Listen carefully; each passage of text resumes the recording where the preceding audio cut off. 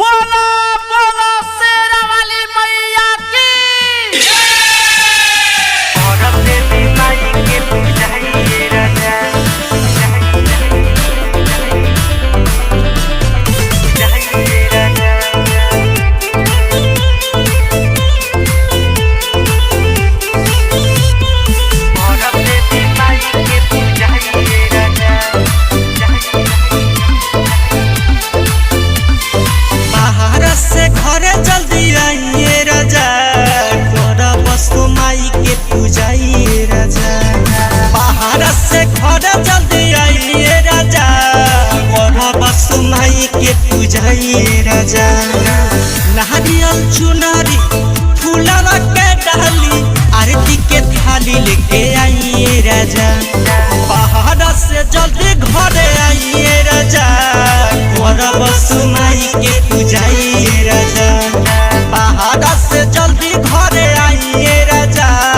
गौरव देवी माई के पूजाइए राजा और अपने माई के पूजाइए राजा पूजाइए राजा और अपने माई के तोहरे पूजाही माई घरे घरे जाई माई के कृपा से फली फूलाई भारा भखल बसुना हमर तयासबा गोदी में ललनवा दिहे पूरा विश्वास बा माई महारानिया के पूजा जहनिया हर घरे माई के पूजाई होला बाहर से घर जल्दी आइए राजा गौरव देवी माई के पूजाइए राजा बाहर से घर जल्दी आइए राजा गौरव माई के पूजाइए राजा और अपने माई के पूजाइए राजा पूजाइए राजा और अपने माई के पूजाइए राजा रहना देवारा का बात नहीं महानी पूजा पाठ के कुछो विधि न जाने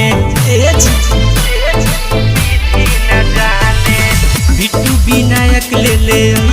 चुनरिया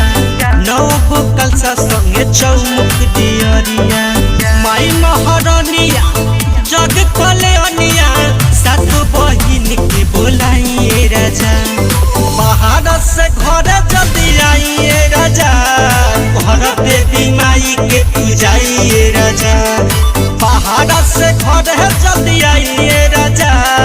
घर बसु माई के पूजाइए राजा जल्दी से आई जी। Recording by Race Music Studio, Chakia.